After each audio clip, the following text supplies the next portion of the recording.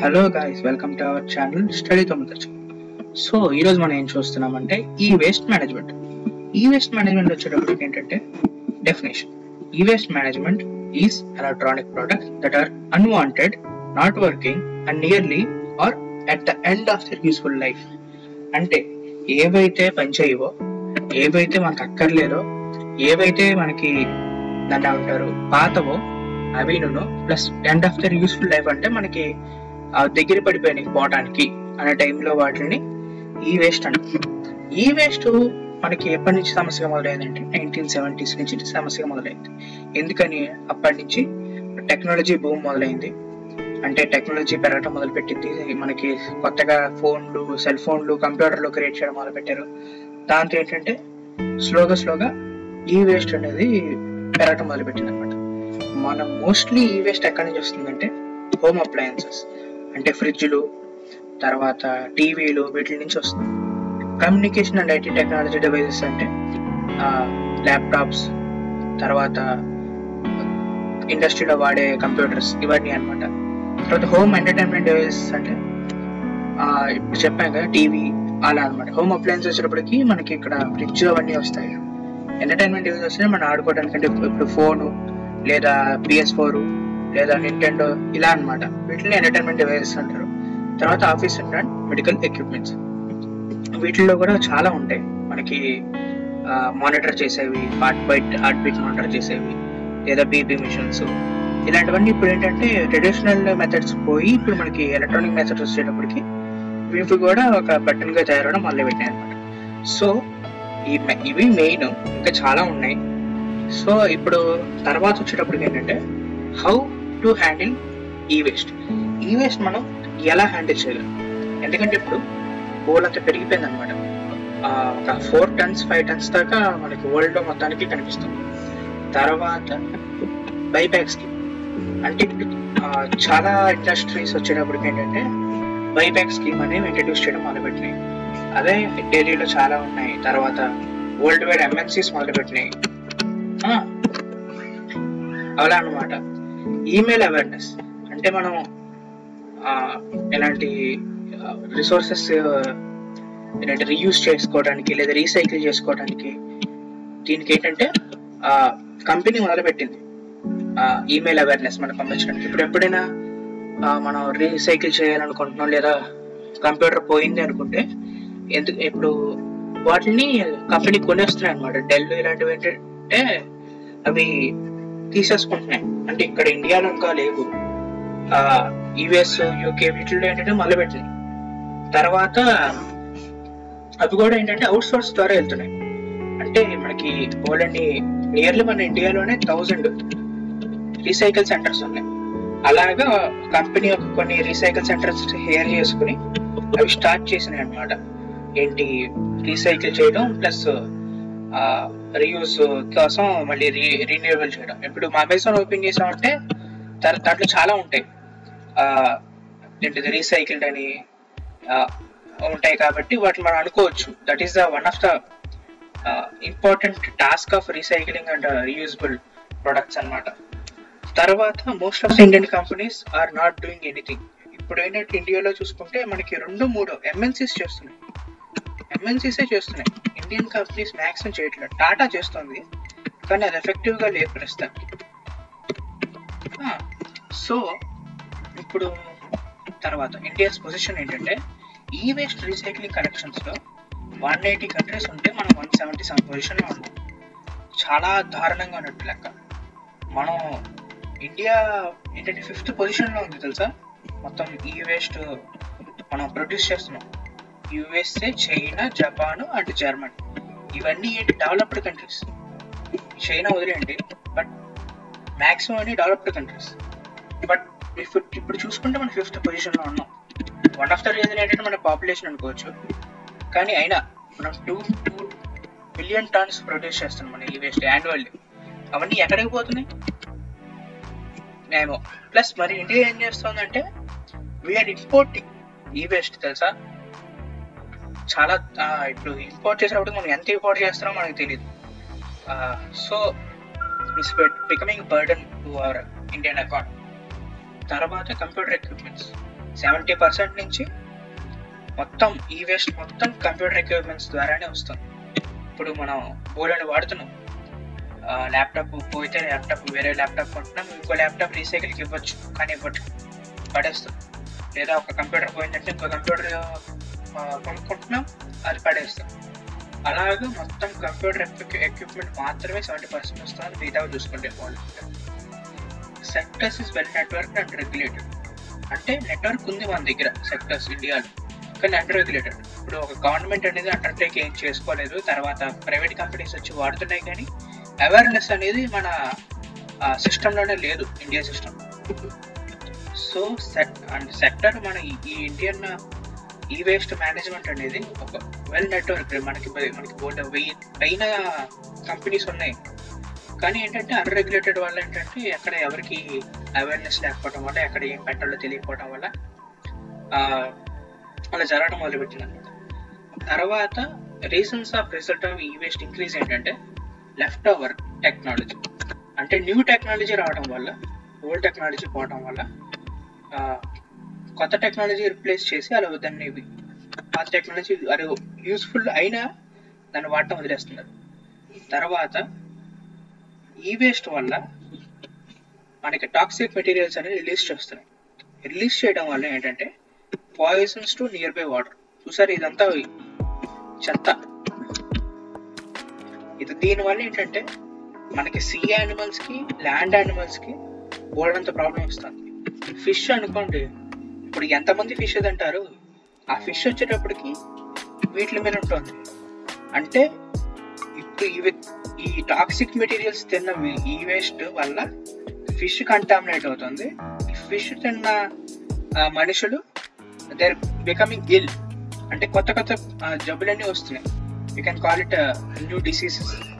So దానివల్ల ఏంటంటే చాలా ప్రాబ్లం అనేది వస్తున్నాయి. సో ఈ వేస్ట్ వల్ల మనుషులు కూడా ఎఫెక్ట్ అవుతున్నారు. ఆ జంతువులే వీటిలో కూడా కాదు, కానీ అవి కూడా ఎఫెక్ట్ అవ్వకూడదు. సో ఇదొక ప్రాబ్లం, చాలా డేంజర్ ప్రాబ్లం అది. తర్వాత డేటా థెఫ్ట్. మన ప్రైవేట్ అనేది ఇంపార్టెంట్, మన ప్రైవేట్ లైఫ్ అనేది. సో ఇప్పుడు మీరు వాడిన కంప్యూటర్ని ఇలా వదిలేశారనుకోండి, దీంట్లో హార్డ్ డ్రైవ్ ఉంది. చాలా మంది ఏం చేస్తారంటే కొంతమంది రీసైకిల్ తీసుకుని దాన్ని వేరే దానికి వాడేటప్పుడు మీ డేటా కూడా వాడికి వెళ్ళిపోతాం. సో డేటా థెఫ్ట్ వల్ల ఏంటంటే బోల్డ్ కంపెనీలు కూడా నాశనం అయ్యే ఛాన్స్ ఉంది. సో ఇది మనం రీసైకిల్ ఇవ్వడం బెస్ట్ మామూలుగా అయితే, కానీ ఈ రీసైకిల్ ఛాన్స్ లేకపోవడం వల్ల చాలా జరుగుతున్నాయి. సో మెయిన్ రిజల్ట్ ఏంటంటే ఇవన్నీ రీజన్స్ కూడా మీకు తెలుసు. తర్వాత ఓకే, ఇప్పుడు బెస్ట్ ఎగ్జాంపుల్ ఏంటంటే ఆఫ్రికన్ డంప్. దీని పేరు ఇది. అయితే 80% డంప్ ఆఫ్ గహనా, అంటే అనేది African capital, one of the country capital ఆఫ్రికాలో. తర్వాత 90% ఇక్కడికి వెళ్తుంది అనమాట, అబౌవ్ దీనికి వెళ్తుంది. తర్వాత around 90% comes from US, France, UK, parts of Europe అనమాట. అంటే ఇది అంతా పెద్ద పెద్ద డెవలప్డ్ కంట్రీస్ అన్ని మ్యాక్సిమం వాళ్ళ చెత్త అంతా ఇక్కడికి వెళ్తున్నాయి. చూసారు ఎంత దారుణంగా ఉంది. డౌన్ అనమాట. మీరు ఏమనుకుంటున్నారు నాకు తెలియదు, కానీ డంప్ యార్డ్ మాత్రం కాదు, ఇవన్నీ ఇల్లులు. So most of the things ఇలా జరుగుతుంది. ఇది ఒక డంప్ స్టార్ లా తయారైంది టౌన్ అంతా. దీనివల్ల ఏంటంటే మనుషులు స్కిన్ డిసీజెస్ కి, లంగ్స్ ప్రాబ్లమ్స్ కి చాలా ఎఫెక్ట్ అవుతుంది. ఎందుకంటే మొత్తం వాళ్ళు ఏం చేయలేరు కదా.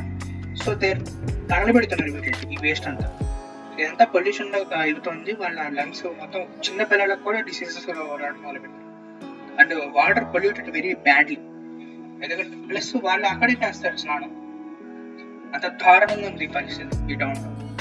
So 99% of town population is affected by this. మీకు తెలియాలి అంత కష్టం. కంపెనీ ఏం చేస్తాం, మామూలుగా ఏంటంటే ల్యాండ్ ఫిల్స్ లో వెళ్తుంది 2%, contributes 2/3 of heavy metal toxic. అంటే 2/3 ఆఫ్ మెటల్ టాక్సిక్ మొత్తం 2% నుంచి ల్యాండ్ ఫిల్స్ నుంచి వస్తుంది. తర్వాత విలస్ కాంట్రిబ్యూట్ హ్యూజ్ అమౌంట్ ఈ వేస్ట్. మనకు తెలుసు పోలండ్ కంప్యూటర్స్ ఉన్నాయి ఐటీలో, బెంగళూరు, పూణే ఇవన్నీ చూసుకున్నామంటే పోలండ్ ఐటీ కంపెనీలు ఉన్నాయి. వీటి నుంచి పోలంత చెత్త వస్తుంది ప్రతి ఇయర్. ఎందుకని ఇవి రిపేర్స్ చెత్త, ఫైన్ ఏంటంటే పోయినవన్నీ అలా వస్తాయి. ఇల్లీగల్లీ డంప్ చేయడం కూడా జరుగుతుంది అనమాట ఈ మధ్య అంటే ఎప్పటి నుంచో జరుగుతుంది, 10 years క్రితం నుంచి జరుగుతుంది. సో మనం ఏం చేయగలం అంటే రిపేర్ చేయగలం. ఇప్పుడు ఏమన్నా పార్ట్ పోతే రిప్లేస్ చేయకుండా రిపేర్ చేయడం చాలా బెస్ట్. తర్వాత ఫైండ్ రీసైకిల్ కంపెనీ. ప్రతి కంపెనీ ఒక రీసైకిల్ కంపెనీని కొని టైఅప్ అయ్యి వాటికి పోయినవన్నీ వాటికి రీసైకిల్ చేయడానికి ఇస్తే we can reuse it or reintroduce in to the market. తర్వాత డొనేట్ ఓల్డ్ ప్రొడక్ట్స్. ఇప్పుడు చాలా మంది ఉంటారు ఎలాంటి ప్రొడక్ట్స్ లేకుండా, ఇప్పుడు రోడ్ సైడ్ చూసామనుకోండి వాళ్ళకి ఏమీ ఉండదు, ఇలా బట్టలు డొనేట్ చేయొచ్చు, అవన్నీ చేయొచ్చు. అలాగే ఇలాంటి ప్రొడక్ట్స్ కూడా డొనేట్ చేయొచ్చు, ఎందుకంటే మనం వాడం. ఇప్పుడు అందరికీ స్మార్ట్ ఫోన్లు వచ్చేసింది. స్మార్ట్ ఫోన్ రావడం వల్ల బ్లాక్ అండ్ వైట్ ఫోన్ ఆడని వాడుతున్నాడు. ఇప్పుడు ఇంట్లో బోర్డు అని ఉంటాయి, 2-3 ఫోన్లైనా ఉంటాయి బ్లాక్ అండ్ వైట్ నార్మల్గా చూసుకుంటే.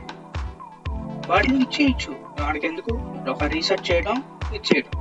దానివల్ల ఏంటంటే మనకి చాలా ఇంపార్టెంట్ అవుతుంది. ఇప్పుడు రేడియో ఉంది, రేడియో ఇంట్లోనే ఉంటుంది, రేడియో ఇచ్చేయచ్చు బయటికి.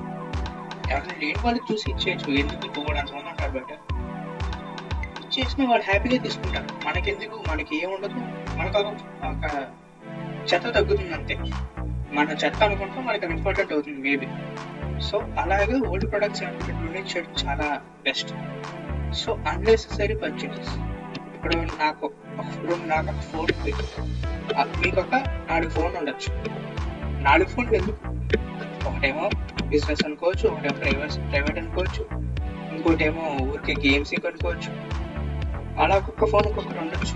లేదా ఒకరికి 2 ఫోన్లు ఉండొచ్చు, ఒక 4 సిమ్లు ఇలా వండుకోవచ్చు. ఎందుకు మొత్తం అంతా ఒకే ఫోన్లో పెట్టుకోవచ్చు కదా, అనవసరంగా ఎందుకు వాడడం. ప్లస్ దానివల్ల ఏంటంటే వాడికి హెల్త్కి కూడా మంచిది కాదు. వాళ్ళ అది ఫోన్ ఎమిట్ చేసే సిగ్నల్స్ వల్ల. సో తర్వాత ఏంటి, ఇప్పుడు నేనేం చెప్తాను అనుకుంటున్నా అంటే ఈ waste management is great challenge for governments.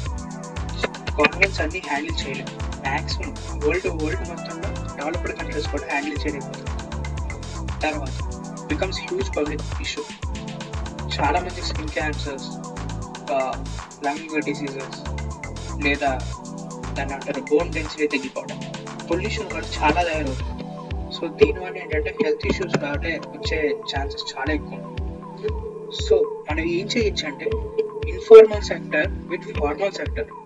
అంటే మనం ఫార్మల్గా వీటిని తీర్చుకోవచ్చు, సపరేట్ కలెక్షన్ పెట్టుకోవడం, ఎఫిషియెంట్ ట్రీట్ చేయడం, డికంపోజ్ ఆఫ్ ఈ వేస్ట్. మనం ఈ వేస్ట్ని కూడా డికంపోజ్ చేయొచ్చు, కొన్ని చేయడం కొన్ని చేయొచ్చు. తర్వాత divert it from conventional land lines to open burning. అంటే ఈ open burning conventional landfills నుంచి తేడా కొంచెం బయటికి తీసేసి వాటికి ఏదో ఒకటి చేయొచ్చు. మనం రీసైక్లింగ్ కానీ రీయూజ్ కానీ మ్యాక్సిమం వీటిని వాడుకోవచ్చు. తర్వాత గవర్నమెంట్ ఏంటంటే నాకు తెలిసి నేను అనుకోవడం అనౌన్స్ చేయాలి ట్యాక్స్ కన్సెషన్ కానీ లేదా రిబేట్స్ కానీ to ensure compliance across the electronic industry. మొత్తం ఇది ఎఫెక్టివ్గా మనం ఇంప్లిమెంట్ చేయాలంటే గవర్నమెంట్ కొంచెం ట్యాక్స్ కన్సెషన్ కానీ ఇచ్చిందంటే ఇలాంటి ఇండస్ట్రీలు ఎలక్ట్రానిక్ ఈ వేస్ట్ కంపెనీ రీసైకిల్ చేసే ఇండస్ట్రీలకి కొంచెం ఊపిరి పీల్చుకున్నట్టు అవుతుంది అనమాట. కొంచెం వాళ్ళకి ఎక్కువ బర్డెన్ అంటూ లేకుండా చేస్తే కొంచెం ఏమన్నా హెల్ప్ అవుతుంది. తర్వాత ఈ వేస్ట్ కలెక్షన్ టార్గెట్స్. అంటే ప్రతి ఇయర్ ఇంత ఈ వేస్ట్ కలెక్ట్ చేసి ఇంత ఈ వేస్ట్ రీసైకిల్ అవ్వాలి. ఒక 1 ton కలెక్ట్ చేసామంటే దాంట్లో మినిమం 90% దాకా ఆ ఇయర్లో నెక్స్ట్ ఇయర్ లోపల ఆ 1 ton అయిపోవాలి. ఏంటిది రీసైకిల్ కానీ దాని అంటారు రీయూజబుల్ కానీ ప్రోడక్ట్గా మార్చేయాలి, లేదా వాటిని డిస్పోజ్ చేసేయాలి. Disposing is the very effective method to reduce the ఈ వేస్ట్. కాబట్టి ఇవన్నీ చేస్తే మనకి ఏమన్నా ఉపయోగం ఉంటుంది లేదా మన ఇండియాకి స్లోగా నా అంచనా మనం